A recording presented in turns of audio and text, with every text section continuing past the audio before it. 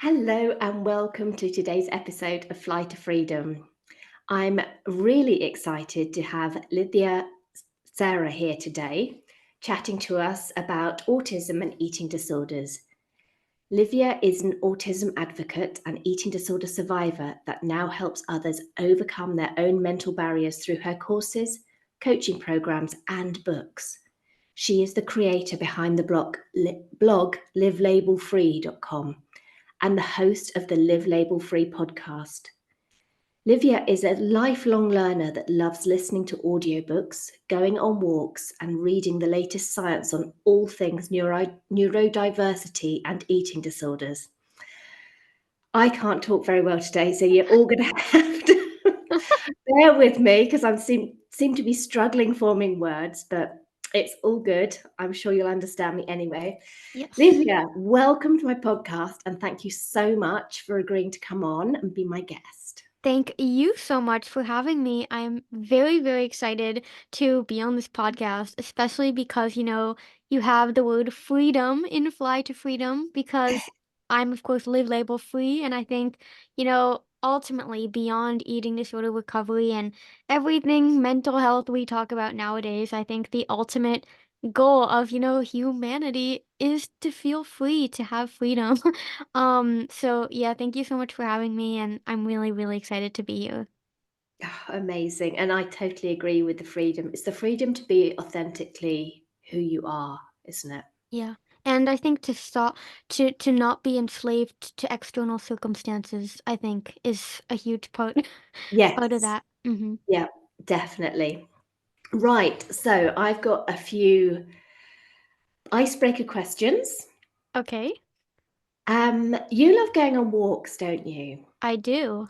So what's your favorite memory from one of your walks?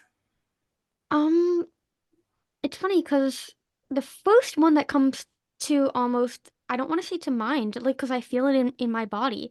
Um, the first one that comes to me is, I think, is a walk that I went on with my mom, and this was, after I had been in eating disorder treatment for nearly half a year and wasn't allowed to do exercise, because I had had a compulsive relationship with exercise in the past. Um, and I remember, not being allowed to exercise for many months. And then when I was finally, quote unquote, weight restored, whatever that even means, because my health was still far from restored in my mental health. Um, but I remember going on a walk with my mom when I had returned from treatment. And because I hadn't been able to move for so long and hadn't been able to like authentically do that in a way that was separate from compulsion or the eating disorder, that's the most memorable walk to me, because it was the first time where I truly felt like I'm walking just for the sake of walking, not because I'm trying to, burn calories or deserve food or anything like that. Amazing. Or reach a number. I Yeah. used to have to reach the number of steps. Yes. Yeah. It's so And I'd exhausting. love to talk about numbers as well in a bit because that is a huge part, like of autism and eating disorder specifically. Yeah. Okay, next question. You have your own podcast. Yes. Who would be your dream guest to interview on your podcast? Oh, I have so many. I literally have this like podcast like Google document that has like already connected to want to have on dream guests, but probably not likely. Um, oh my gosh, I really have a hard time answering that. Um, but I think someone that comes to mind immediately is Stephen Porges. I don't know if you've ever heard of him, but he's a neuroscientist, and the creator of the polyvagal theory, which basically, Mm, yeah, is like a whole new lens of, the autonomic nervous system and trauma and all that. And in my work of being a coach, especially, with autism, I've learned that, the traditional eating disorder treatment approaches that, I was I hate to say victim, but almost victim too, because it was absolutely traumatizing. Was just always the therapy and the talking and the CBT and the DBT and sitting on a couch and sharing all your problems basically and just always talking about it as if it was this purely cognitive issue. Was for me, I've learned that also upon reflecting a lot was that the eating disorder, a huge part of it was as a means to control my nervous system and the way that I like could almost numb that fight or flight response that I think is almost inherent to autistic people in a way. um so anyways, yeah, I've ever since I learned about the polyvagal theory, I have just been fascinated by this perspective and really have started also integrating it into not only my own life but helping my clients, feel more peace and ease and freedom. So yeah, I definitely love to have Stephen Porges on the podcast someday to like have him explain his theory because it feels much more fitting than me trying to interpret it and explain it. Amazing. So I haven't heard of him, but I have heard of the polyvagal theory. Yeah. Next question, totally different. If you could invent a new ice cream flavor, what would it be? Um Again, first thing that comes to mind is pistachio chocolate chip. Nice. Because there's That would work. pistachio and there's chocolate chip, and I just love that like amaretto almond flavor of the pistachio, and I feel like it goes really well with chocolate as well. Like chocolate biscotti. So definitely pistachio chocolate chip. Nice. I think I would have to go. I hadn't even considered this. Now it's all in my head. It would have to be like peanut butter with like crunchy peanut Uh-huh. butter with salted caramel and dark chocolate. Oh, that sounds like incredible. Like totally up my alley. Yeah. Yeah. Oh, yeah. We could just have a podcast about ice cream flavors now, Oh, couldn't we? definitely. Yeah. Um, okay, so I know you've got one book published, is that right? And you've got Two another at the one moment. Two at the moment. published. Yeah, and I have Amazing. three that are backlogged. Yeah. Fantastic. Um, what book would you choose to read again for the first time that was so impactful on you or you enjoyed so much? Doesn't have to be a Um, fiction book, it can be any type of book. I think The Practice by Seth Godin. And Seth Godin is I would love to have him on the podcast too one time, but he's like very famous in the entrepreneurial marketing space. But he writes a lot of books on marketing. He's like a 20 times New York Times bestselling author. And he has ADHD. He's also neurodivergent. But he wrote this book called The Practice, which originally was written, how when you have a business, like you have to have, like you're not always going to feel like showing up. You're not always going to feel like writing or getting up early and doing the things that need to be done. But he talks about how regardless of whether you feel like it has to almost become your identity. It has to be a practice. Because when you say like this is something that I just do, it almost becomes a natural thing and it just becomes a flow that you are just in. Um, and just like I learned a lot from that book about business and marketing too, but it's also just helped me in so many other ways in my life because I think ultimately, our identity, who we are as a person, is founded on our habits, is founded on our practices.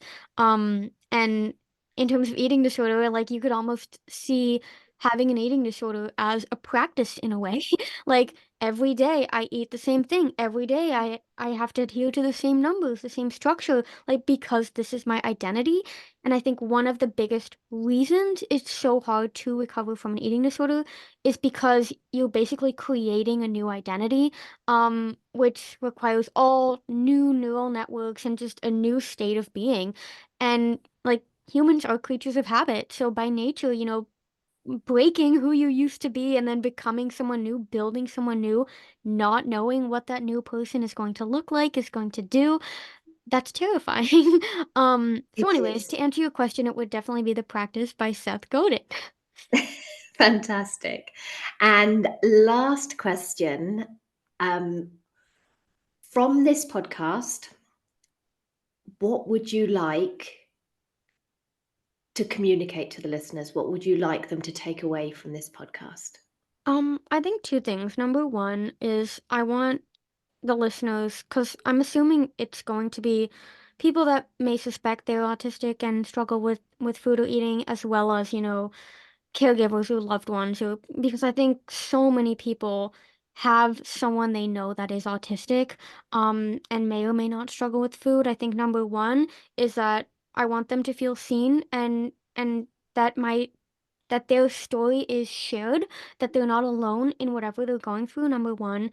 And number two is that um they take away hope, that whatever they're dealing with or whatever they're struggling with, that it's possible to not only accept this, but also embrace it. Because I think so often we try to get rid of the things we don't like or we struggle with, but I think the moment that we can say, I'm becoming stronger not in spite of this thing, but because of it, I think that's where the true freedom lies. Yeah, absolutely. I don't, as I was saying to you before, and I don't know how many of the listeners know or not, one of my sons is autistic, and I don't view it as an illness Oh, because or it isn't. a disability. Yeah, It's just part of who he is, right. and as part of what makes him special. It's not a Yeah, negative. It's right. just something that, yes, I had to learn how he learnt Mm-hmm. because it was different from how I learnt. Yeah, But other than that, it is something to be embraced. absolutely. Yeah. Anyway, right, just moving on from that.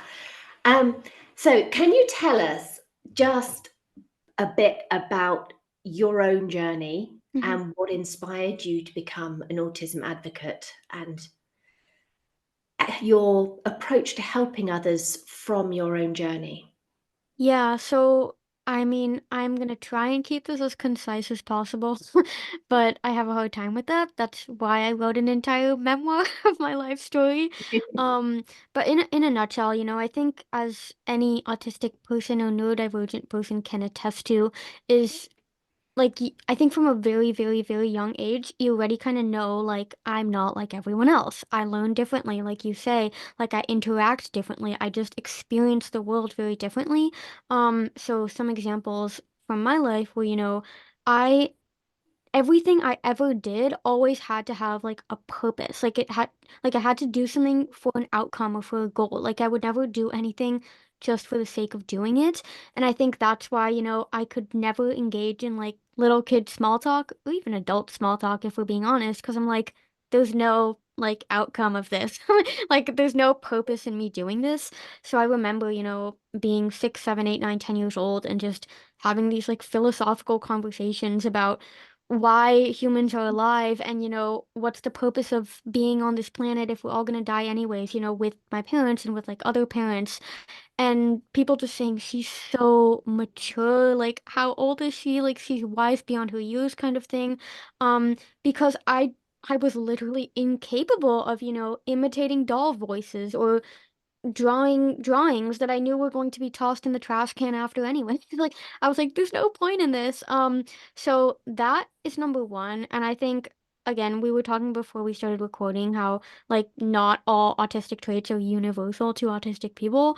But for me personally, I have found from the autistic people that I have met and spoken to and coached that like everything needing to have a reason is very common. Um, so yeah, and then when it came to the eating disorder, it was like that was my purpose, and everything, like there always had to be a reason to eat. Otherwise, I was like, this is pointless kind of thing. So that's a side tangent that I'll get into later. But yeah, so that growing up I always took things very literally. Like sarcastic jokes, Livia, roll up your sleeves. And then everyone would start laughing because they knew that I would literally roll up my sleeves. What else? Very perfectionistic, and everything had to be in its place, had to be a certain way. Nothing could be out of place. I mean, the only drawings I would draw were, symmetrical rainbows, symmetrical castles, or I would trace coloring pages on the window, and everything was, had to be colored perfectly inside the lines. The first part of Rainbow Girl, my book, is called Coloring Inside the Lines. Um, so yeah, just a lot of, what would surface level be labeled as perfectionistic, obsessive, rigid, very that. And growing up, I mean, people aren't educated on autism, right? And I think especially in girls, and people that are not boys and don't fit that stereotype of, oh, very good at solving a math equation, knows how to solve a Rubik's cube, sits in the corner and reads textbooks all day. If you don't fit in that box, it's like, oh, you can't. They're probably not autistic. So anyways, growing up, no one really knew anything. That was just Livia. That's how it always is. Um, but when I was around 11 years old and I don't know what it is in the UK, but in the US, I grew up in Boston. Um, I was in fifth grade, so I was around 11 years old, and we started learning about health and nutrition and puberty and in school. And that was definitely the spark that just set off my decade-long battle with an eating disorder. Um, Can well, I just ask, yeah. was that because you wanted to follow the guidance to the Yes. letter? Because Yes, so part of that was taking all the recommendations very literally. If you eat too many cookies, you will develop quote unquote obesity. If you don't exercise for the recommended amount of time each day, you'll get heart disease, like you'll get diabetes, blah, blah, blah, blah. Like Mhm. looking back now, all so deeply rooted in A, diet culture, and B, fat phobia, if we're being Yes, honest. But yeah, I was like, this, I need to almost fit this perfect model. Like I need to be the epitome of health. And then part of that was also almost it was like almost a solution to like my existential crisis in a way of like, what is my purpose on this earth? Something that I've been asking myself since I remember being conscious. And I remember just like, because I had such a hard time making friends and connecting with other people that I was like, what am I doing here? And then when it was like learning about health and nutrition, it was almost like it landed in my lap. I was like, if I can just be this perfect healthy eater, I have found my purpose in life. yeah. So that kind of, led to me just yeah, all the eating disorder behaviors, counting calories, weighing food, eating only healthy and clean, exercising way too much, just completely isolating myself from anything. Eating disorder became my best friend. Um, because, my parents were like, okay, there's something wrong with this child. Like, why is she not doing the normal human function of eating and interacting with people? I was, sent to the pediatrician, the doctor, and when I wasn't gaining weight and was even refusing to gain weight and drink the ensure the nutrition shakes that they said you need to drink this, I was diagnosed with anorexia and depression. Um, just probably a year after the whole thing started. Um, and I just remember from that day, like that's kind of when the whole resistance started in a way because I never resonated with that label anorexia because in health class we had learned about the three eating disorders because there were only three, of course, right? Yes. Anorexia, bulimia, and binge eating.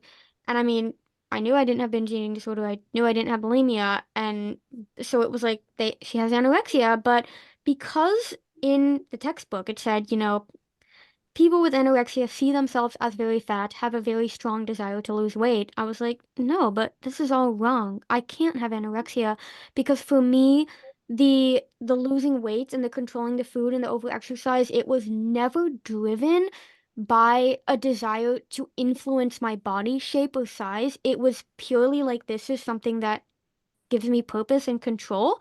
Um, and that was, missed for or mostly more importantly invalidated for so many years. It was like, you're lying to us in treatment. That's what they would say to me. Like, it would be so much more helpful if you would be honest, blah de blah de blah. Um and almost in treatment too, I felt like I'm here and all these people are talking about body dysmorphia and wanting to lose weight and thinking they're fat, but like I don't belong here because my eating disorder was never driven out of that. And that is very, very, very common among autistic people with eating disorders, is that there's like almost this anorexic, or not like any type of, stereotypical eating disorder behavior, but the underlying reason for engaging in the behavior is a lot of the time not rooted in body or in, wanting to lose weight or any kind of that kind of stuff. Um so yeah, that, I mean, I was tossed in and out of treatment for years, just constantly. She has to go because she's not gaining weight, she's not eating. I would be the perfect patient because that's me, type A, people pleaser. And then as soon as I would leave treatment, it would be just like, okay, downhill from there again. And I was often, like I said, kicked out of treatment because I was manipulative and resistant and non-compliant, because I would like hide food and secretly exercise, and like the treatment provider said I would not be honest even though I was. And then it kind of reached a point where I was like, okay, well, I'm gonna go in and out of treatment anyways, I might as well make a fun game out of this. um so so I would go and I would tell the treatment providers exactly what they wanted to hear. So they would be like, thanks for being honest with us. And I'd be like, yeah, screw you. You don't know what you're talking about. And then ultimately in 2015, so like around 4 years after my anorexia depression diagnosis, we moved back back to the Netherlands. Because like I said, I grew up in Boston, but both my parents are Dutch and I am by blood Dutch. Um, and that's kind of when shit like hit the fan so bad that I almost died. And I know I'm laughing, but bringing humor to this is like the only way that I'm able to talk about it in a way. Yeah, I understand. Um, and because when we moved to the Netherlands, see, I can't talk either today. Um, I was already almost 16 years old, so everyone had their own cliquey friend groups, and I was this new girl that didn't want to talk to anyone, and was just very frail and clearly just I looked like, someone with an eating disorder, let's just put it that way. Um, and so then, I within 2 weeks of moving, my mom had scheduled this appointment with this professional here who basically said, if you don't gain X amount of weight in the next 3 weeks, we're gonna put you inpatient. Well, the moment that I heard that, like, we don't trust you, um, and almost having this demand put on me, like, if this, then that, like, almost made it incapable for me to eat at all, because it was just, I felt like I couldn't breathe. Like, I felt like I was totally being pushed in a corner, because I obviously was. Well, long story short, I was forced into treatment. That for about 4 months I was inpatient in the Netherlands. And I don't think I've ever had as traumatizing a life experience as that 4 month stay. Um, and I just knew in my heart, like, if I stay here, like, I am going to die. Like, I knew that. Like, there's more chance that this place is gonna kill me than that my eating disorder ever could. Like, I know that's a very strong statement to make, but I truly still believe that. And unfortunately, almost everyone I was in treatment with at the time is no longer with us because of the trauma. But anyways, I remember, literally saying, okay, I need to like escape. Like, there's, because no one's gonna listen to me, no one's believing me.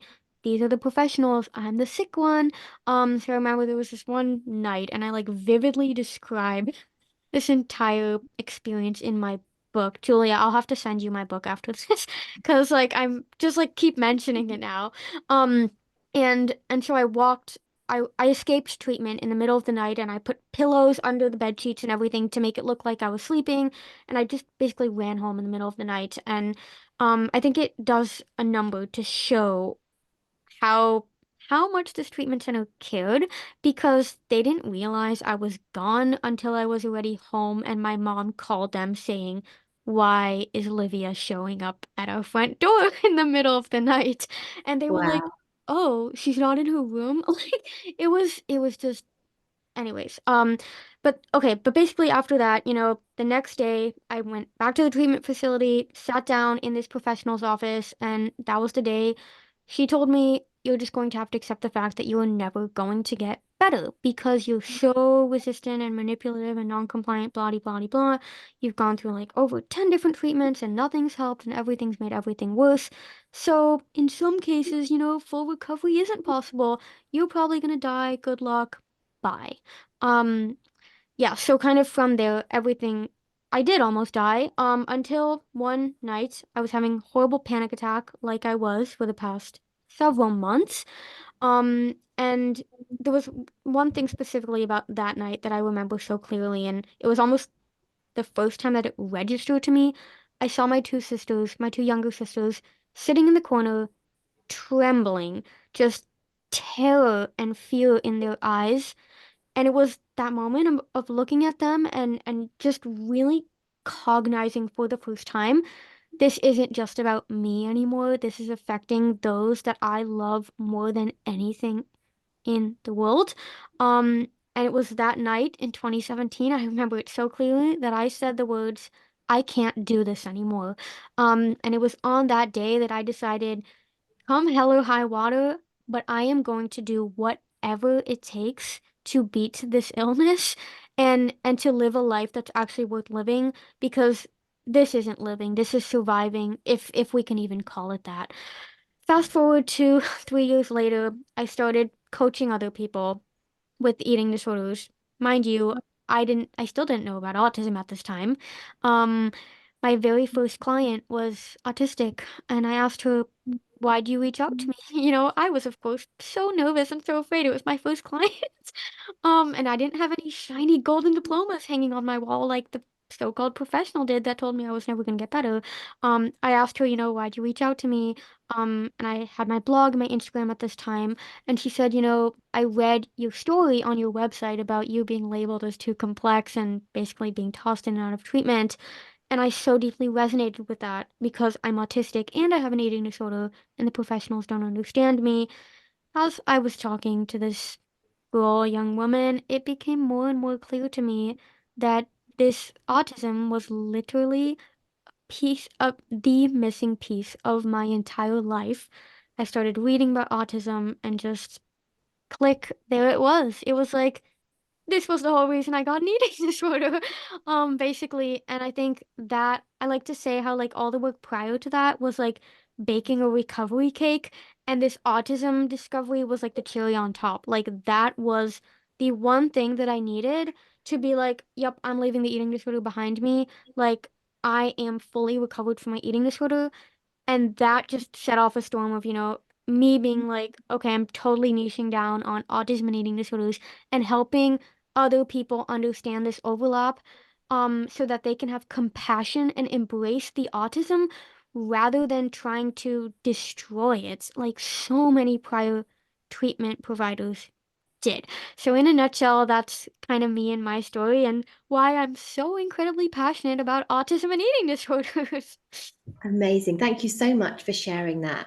And I'm sorry you had that experience with treatment. It's not okay.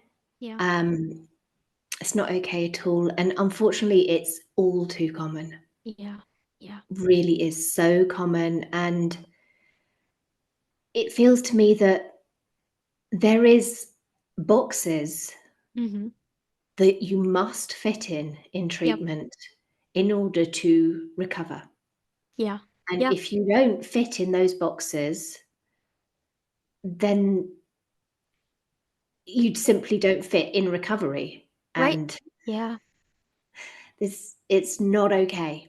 And Yeah.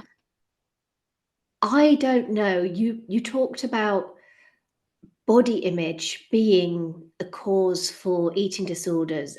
Mm-hmm. In all my clients and my experience, I have not met one person that that was the case for. Right. Right. Right. It's just like it's funny because we use the word like distorted body image, but that word distortion, I'm like, the professionals have a distorted image of what's actually going on. Like Yeah. my mom recently sent me an article like, oh, they're totally missing the mark again. It was this like scientific publication with like 200 co-authors of like people with anorexia have a very strong desire to be thin because they see themselves as delusionally fat. And I'm like, are you not listening to your patients? To the people you're talking to? Like, yeah, it's heartbreaking. It's absolutely heartbreaking, and to see, how much money and funding is going into, supporting these quote unquote professionals, and how, you and me and we were just talking about Victoria Kleinsman, as like people with real lived experience, like we're not covered by insurance because we don't have a shiny golden diploma that we can hang behind us. But it's like I alluded to before, how valuable is that diploma actually if you're telling people they're never going to get better? If you're telling people, oh, you don't fit into my box, goodbye, good luck, next, please.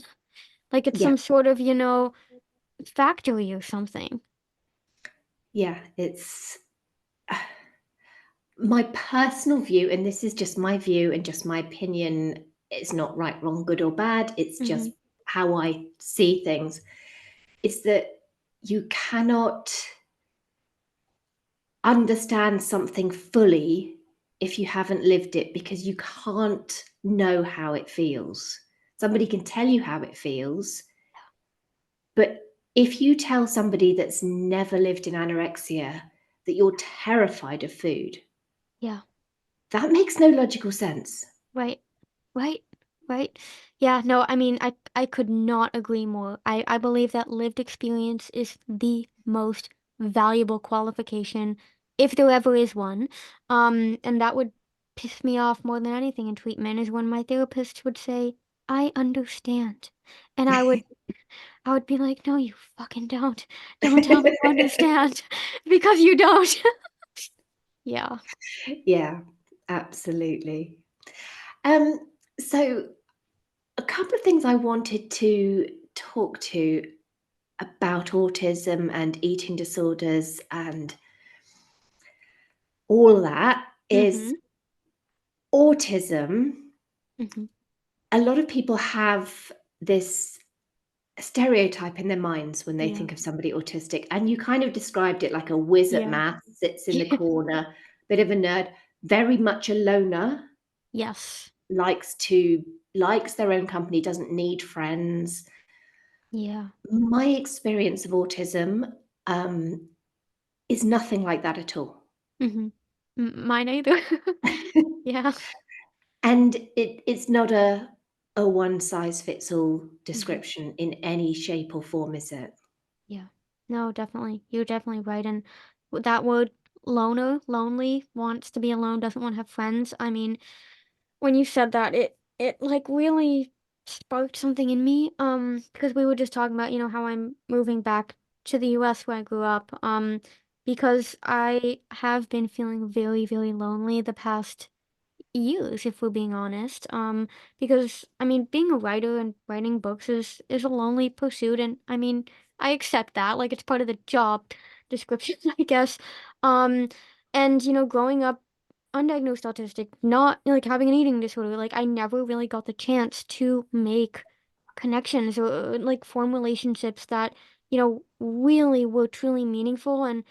And I was just telling you, like the most amazing connections I have made have also been online in the past few years, with meeting you and meeting other coaches and, meeting my clients, and just so much shared lived experience that when we say, like, obviously we never can fully understand each other, but like when we say, oh, I feel that, or I understand, like, we know, like, that, like, I can feel and we know that that is actually true.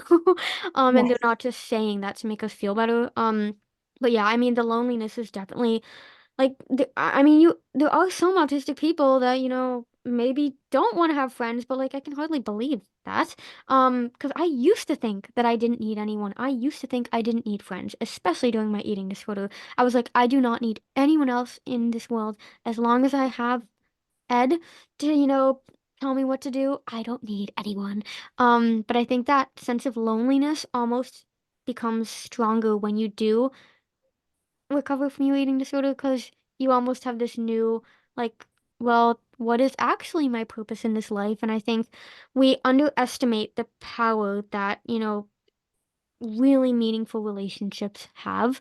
And I've only realized that power until I've started forming them. Yeah. Oh, the power of deep connections of people that see you for who you Yeah. are Yes. is, you just can't really put it into words. It's You so, can't. Yeah. so incredibly powerful and so incredibly important. Right. Absolutely. Another thing I wanted to talk to you about is the so many people who suffer from an eating disorder show very strong autistic tendencies, even Yes. if they've never been diagnosed. And Mhm.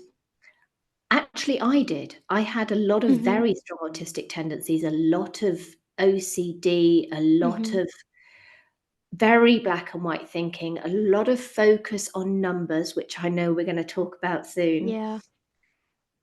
which for me did lessen a lot in recovery. Mhm. Yeah. So, do you believe or do you think that part of the survival response that you invariably end up Mhm. in an eating disorder is showing these very strong autistic tendencies? Yes, absolutely. And it kind of circles back to two phrases, words I mentioned before. And number one was, the nervous system, and the polyvagal theory that I mentioned. And two, how freedom means not being enslaved to external circumstances. So I think what's really important, almost footnote to put here, is that, a lot of times people almost become autistic during an eating disorder. And then it's like, well, how do we know they're autistic or not? Well, it was honestly a pretty straightforward answer to that. If you showed none of these traits, in other ways before the eating disorder started, you're probably not autistic. And I think that's why, when someone does have an eating disorder and when you're trying to figure out if they're autistic or not, you basically have to look at who the person was before they got their eating disorder. How did they behave? How did they act? Because for me, it was very clear upon reflection that all of these food and exercise behaviors were manifestations of traits that existed long before, only drawing the symmetrical castles, the philosophical questions, everything, blah, blah, blah, what I kind of touched on before. Um, so that's really important is, when diagnosing or even questioning the autism piece to look at who is the person without the eating disorder, which can be hard because sometimes, the eating disorder can start at a very young age. So Yes, it it's can. it can be really hard, but I think that is just important to point out. And then the second part of the question, yeah, with the fight or flight response, I think one of the reasons why, and this is again just completely my theory, I'm not saying this is scientifically proven, but what can actually be scientifically proven these days, right? Is, when you're autistic, I feel like you're almost constantly living in either a state of fight or flight mode or you're in the state of shutdown, complete paralysis mode. Because you're almost constantly on hyper alert, trying to like fend off danger, trying to constantly make sure you are safe. And what do humans do, or any species, when we feel unsafe? We check everything. We constantly make sure everything is just how we put it. You know? And that's, Yeah. and we turn to an external environment to make sure that we're safe. And how can that manifest as, counting things, counting calories, counting steps, weighing food, not going over a certain number.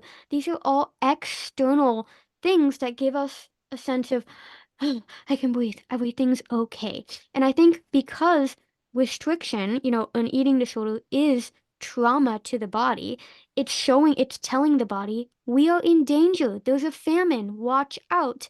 When your body perceives that, I mean, eating disorder or not, you are going to become obsessive. You're going to exhibit traits that parallel the fight or flight response.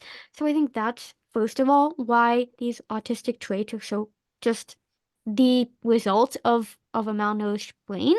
Um, and oh yeah, and then the other thing I said was the external circumstances, but I already just touched on that. So, two things I wanted to talk out, and they're completely different from each other. So, where should I go first? Do you think that there is a stronger incidence of people who have autistic traits developing in eating disorder? Can you repeat the question? Do you think people who have autistic traits from a young age, Mhm. prior to any eating Mhm. disorders, have a stronger likelihood of developing an eating disorder? 100%. I know I didn't let you finish, but I was like 100. Yes, 100%. Yes. Because again, with the external circumstances and when you're born into a world that wasn't built for you, you're basically not safe. You're constantly in danger. You're constantly being threatened. Well, that's at least how your nervous system perceives it. And again, what do we do when we're threatened? We turn to external circumstances. And what is one external circumstance that we all have to deal with every single day for the rest of our life without fail? Food. Food, food, food. And I think that's why, even see in autistic people, and even for myself too, like I was the quote unquote picky eater growing up. I did not eat anything else for breakfast, lunch, dinner for basically until the day that I decided I'm going on a healthy diet, because nothing else felt safe to me. Mhm, And I think that word safety and the word trust is a huge component in all of this. Is that, when we don't feel safe, when we don't trust other things, other circumstances, we stick to the circumstances we know. And I think, that's again, it's like it's almost a given that that's going to manifest into food somehow, because not everyone can go smoke or, have a sex addiction or food drink is the one thing alcohol, we right? can The other control, isn't numbing it? agents, but we all, no matter how old we are, can control our food and can control Yeah, our movement unless we're trapped in a cage. But I mean, most of us aren't because the eating disorder does that, of course. But but that's even if we're trapped in a cage and have no control of what food is given to us, we have yeah. control of what we eat. Oh, absolutely. Yeah. So, yeah, It's like when people go on hunger strike. It's like yes, I'm not eating because just to prove that you can't tell me what to do. Yeah. yeah. Food is the one thing that in a world where you feel is out of control, Yeah. that you Exactly. can turn to Right. control. Yeah, and I think, if professionals would recognize that more of like that how common that is, and really have compassion and really stop with the boxes, and honestly just have epistemic humility, and just admitting like I'm a lifelong learner. I really don't know anything. You teach me, you tell me, and we're gonna go on this journey together. I think that would just change the entire treatment system. I 100% agree. I think every single one of my clients teaches me something new because every Yes. single one is different Yes. and Yes. their needs are all different. Even if Exactly. there are similarities, their needs are still different because they're different people. Exactly. Right, the big one, numbers. Mhm. Numbers are so safe, aren't they? Numbers Yeah. are clean, they're black and white, they you can't misinterpret. A number 10 is a number 10. Right? Right? They're very, very safe. So numbers for me in the eating disorder were huge, Mm. absolutely huge. I counted in actual fact, no, I did this from way before the eating disorder, from Mhm. as far back as I remember, I counted every step I took, Mhm. like, in my head. Numbers didn't have to add up to anything, but I just had to count them. Yeah. And that turned to everything in the eating disorder. I would count everything in the room I was in. I would count every calorie I ate. I Yeah. would count every step I took. If I ran out of things to count, I would just count my breathing. Mhm. The TV volume had to be a multiple of Oh, 2 or yeah. 5, I know that one. Yeah. and I felt literal, absolute panic if it was on something like 17. Right. That felt so unsafe. Mhm. And numbers in recovery were incredibly triggering to me Mhm. because of the dependence I think I'd had on them and the Yeah. meaning I'd given to them in the eating disorder. Yeah, and it's interesting, that you mentioned that you counted everything before the eating disorder too. Because I know you saying you're not autistic, and I'm totally not, like, I diagnosing think you, we're all somewhere on the spectrum, but if I'm I honest. think, like, the fact that your son is autistic means that there must be, like, some sort of trait probably that, like, you have some coding that maybe he inherited to, like, almost a stronger degree, if that makes sense? Um, It does. My husband is very autistic. oh, well, then So clearly, is his mother. like, oh, yeah, Um, because my dad and my grandma is autistic, and my sister has ADHD. Well, I'm pretty sure my grandfather on my mom's side had Asperger's, who now, what doesn't exist anymore. But yeah, like from both sides of the family, there's a lot of autism. mhm. So then I everything clicks. My personal view is that most people are somewhere on the spectrum. Yeah, I mean, I think that argument is one that I mean, I don't really mind it, but I think that argument, a lot of autistic people don't like it because they feel like it invalidates their autistic experience. Does that make sense? By saying It like does make everyone is on the sense. spectrum, then it's like, oh, well, now I'm not special anymore. You know what I mean? But Everybody's but I special. think I mean, we're not necessarily all on the autistic spectrum, but we are all on a spectrum. But then that leads to like a whole nother thing of like, well, what even is a spectrum? Like, why can't we just be in the world? Like, we're all like, yeah, this makes my brain go crazy because we can only perceive and talk about things that we can consciously perceive. Yes, I'm just absolutely. gonna stop talking and like make myself go crazy. Yeah.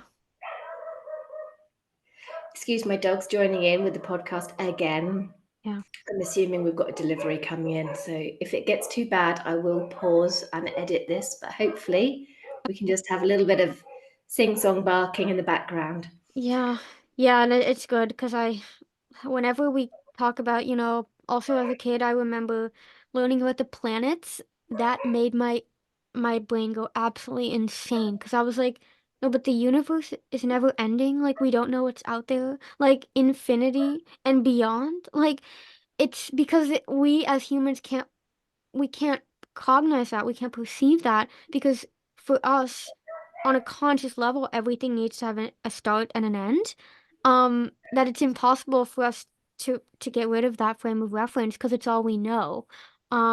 So yeah, that's kind of where the whole spectrum debacle comes in too, of like, well, if I think about a spectrum and I think about, like, for example, the color spectrum, like, I know that has a start and an end. And I'm like, but if every human is on a spectrum, like, that's an infinite spectrum. So how can we even say it's a spectrum if it doesn't start or end anywhere? Yeah. Yeah, it's getting your head round the sheer possibilities, isn't it? There's Yeah. the That endless, yeah. infinite possibility of Right. everything. Right. Wow, this conversation's gone deep. It has. So tell us a bit about your new book that you're writing, or you've written now, haven't you? You're just Yes, it's now in the hands of the beta readers, so it's getting the endorsements now. Yeah, so my first book is a cookbook called Nourishing Neurodiversity. In 10 days is actually the 1 year anniversary. So I don't know when this is coming out, but January 28th is a 1 year anniversary. Rainbow Girl is my memoir about growing up undiagnosed autistic and how this led to an eating disorder. Basically, the full extensive version of everything we've talked about today. mhm, And then my next book is called How to Beat Extreme Hunger. I don't know, Julia, if you've experienced extreme hunger during recovery, but I yes, sure I as hell have. did. And that was terrifying because it was like my mind is no longer in quote unquote control anymore. My body has taken over. It Mhm. like I felt like I was just caught up in this tsunami of like, you're gonna eat everything in sight and not stop until you're so full and physically nauseous that you cannot move and only lay on the bed in agony, basically. Um, anyways, yeah, How to Beat Extreme Hunger is probably the most scientific thing I have ever written. There's over 130 scientific citations in that book. Um, Wow. but I basically talk about my own experience with extreme hunger and just completely break down from, like I said, my experience, but also from research and science and from the experience of my clients, what extreme hunger is, why it happens, how to deal with it, how to get through it. I talk actually a lot about polyvagal theory and how the nervous system um, plays into extreme hunger as well. So it's really a perspective of this part of recovery that I've never seen or heard before, because there's so many angles that I come at, that I've, have always been like, been talked about a bit in the eating disorder recovery space, like polyvagal theory and hormones and extreme hunger, and I talk about autism, but I feel like this book just combines everything in one place. And one of my beta readers actually sent me an email yesterday. I sent them the book literally 48 hours ago. 24 hours later, she sends me, I'm already a quarter of the way through your book. And everyone says Tabitha Farrar's book is the Bible of recovery, but this is way better. Oh, And wow. I was That's like, that's the amazing. biggest ego boost. Like obviously Tabitha Farrar is great. But just her sending that, it meant so much to me. Um, and saying that like the way that I lay it all out and explain it, it's like complex but very accessible. I'm so excited for this book. That's like I'm losing myself, and this is like my artisticness to just forget we're having a conversation. But yes, How to Beat Extreme Hunger. It's currently being proofread. I still need to record the audiobook too. But that book is definitely going to come out in 2024. So Amazing. yeah, so if anyone listening to this wants to get on the wait list, you can at livelabelfree.com/extreme hunger book. Simple enough, right? And yeah, if you follow me on Instagram at live label free, I'll definitely be posting about it there when it's live. Can I Yeah. ask a bit more about the title? When you say how to beat extreme hunger, hmm what do you mean by beat? Well, I am a huge lover of semantics and language and plays on words. When we take the word beat, BEAT, the only way to beat or slash overcome extreme hunger is by eating. Um, yeah, so I mean that first of all, but basically like I guess we could say how to overcome extreme hunger too. Because I think when we're going through extreme hunger, there's like two sides to it. There's this terror and like I need this to end, like this is not okay.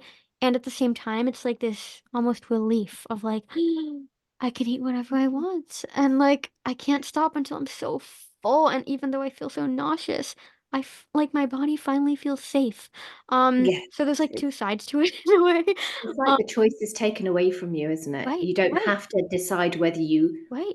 can make yourself eat or not because you don't have that option anymore. Exactly, exactly. So yeah, so when I say beat extreme hunger, it's basically like how to the whole goal of the book, and like in the end it gets very philosophical in a way, and is all about like living a life of freedom like we've talked about, and how to become trigger proof and how to not feel guilty and how to not be trapped and enslaved to diet culture anymore, and all of that. Ultimately the entire goal of the book is how to overcome limitation and live a life of freedom. Like that's the whole goal. Which circles back to what I said at the beginning of this episode. Amazing. I'm excited for that book. I Yeah, look well, I'll forward I'll to definitely seeing keep you it. updated. I mean, if you want to be a better reader, I mean, be my like I'll I send would it to love you. We'll to. have to chat Yeah. about this. Yeah. Yeah, we'll chat afterwards. Amazing. So, well, you've mentioned a few links there. Are there any others you'd like to mention or anything you'd like to tell the listeners about things you're doing before we close this episode? Um, I have one that I think might be helpful is that I have on my website, livelabelfree.com, I have a free audio training. So if people like listening to podcasts, I think they'll like it. It's like a 45-minute, basically on-demand coaching session with me, and it's called Three Steps to Recovery from an Eating Disorder as an Autistic Person. So I think that can be a very valuable resource if, people are autistic and struggling with disordered eating, for them to kind of get a new perspective on, oh, how can I use my autistic traits to my advantage to recover? Because I think there's this huge misconception that it's harder for an autistic person to recover from an eating disorder. I could not disagree with that more. I think when you understand your autistic traits and you can embrace them, you can flip them around from being the cause of your eating disorder to I'm going to actually use these to become myself. And when you are your full authentic self, an eating disorder cannot coexist with that. Absolutely. Yeah. And So, oh, that's to an get that amazing training, resource. yeah, they can get the Yeah. training if they just go to my website. There's like a huge banner on the homepage that says, "Do you want to learn how to recover from your eating disorder as an autistic person? Watch my free training." I mean, you can't miss it, honestly. Okay, brilliant. Well, it's been absolutely fantastic talking to you. I'm Yeah, you so too. excited for your new book to come out. Me And thank too. you so much for coming and sharing your story and your experience with everybody. Thank you so much, Julia, for having me. It was truly an honor. And thank you so much to everybody for tuning in and listening to this week's episode. And I will see you all next week. Much love to you all.